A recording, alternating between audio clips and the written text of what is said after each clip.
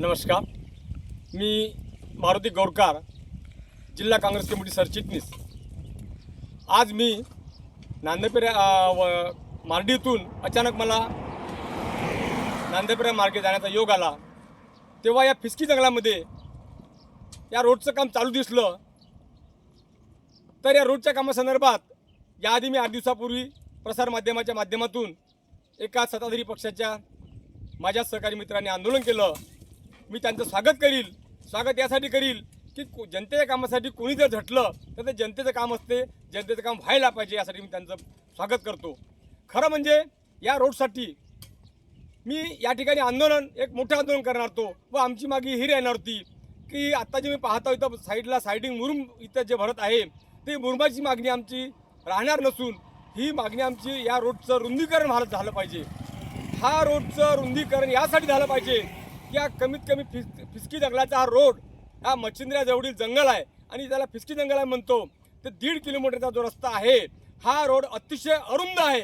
यामध्ये एक वाहन जर जात असेल तर दुसरं वाहन मात्र जाण्यास जागा राहत नाही आणि पावसाळ्यात तर याची बिकट परिस्थिती या ठिकाणी मला पाहायला मिळते।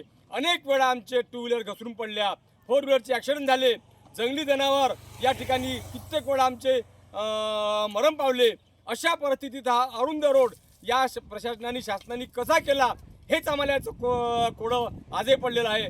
तर आमची या ठिकाणी मोठी मागणी राहणार आहे आणि ही मागणी जर आमची पूर्ण नाही झाली तर आम्ही मात्र खूप मोठं आंदोलन करणार आहोत। या फिस्की जंगलाचा रोड हा अरुंद आहे, आम्हाला याचं रुंदीकरण पाहिजे आहे। कोणत्याही परिस्थितीत या 8 ते 10 दिवसात जर झालं नाही तर आम्ही मात्र आमरण उपोषण करून एक मोठं आंदोलन या ठिकाणी आम्ही छेडणार आहोत।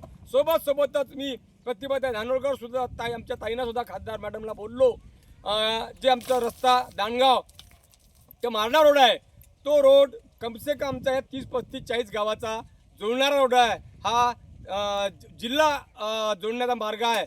तर हा चंद्रपूर आणि यवतमाळचा जोडमार्ग आहे आणि या मार्गावर आमचा जर रोड झाला तर मात्र 35 ते 40 गावचा आमचा 50 किलोमीटरचा फेरा वाचून फक्त 10 किलोमीटरने आम्ही या वर्रा मार्केटला पोहोचणार आहोत। एक आर्थिकदृष्ट्या, एक सामाजिकदृष्ट्या, शैक्षणिकदृष्ट्या हा वर्रा मार्केट आम्हाला अतिशय जवळ आहे। त्यामुळे या रोडची सुद्धा मागणी मी आमच्या माननीय खासदार प्रतिभाताई धानोरकर यांच्याकडे केलेली आहे।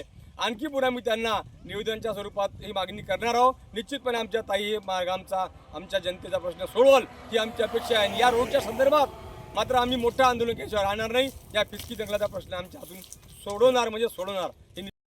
तसेच आमचे मित्र गौरीशंकरजी खुराना, सभापती कृषी उत्पन्न बाजार समिती मारेगाव यांच्या अभिष्ट चिंतन सोहळ्याच्या निमित्त आम्ही त्या दिवशी असं ठरवलं होतं की या फिस्की जंगलाच्या रोडसाठी, या रुंदीकरणासाठी एक आपण मोठं आंदोलन करण्याचं आम्ही ठरवलेलं आहे आणि आम्ही येत्या काही दिवसात ते आंदोलन आम्ही आता पूर्ण करणार आहोत।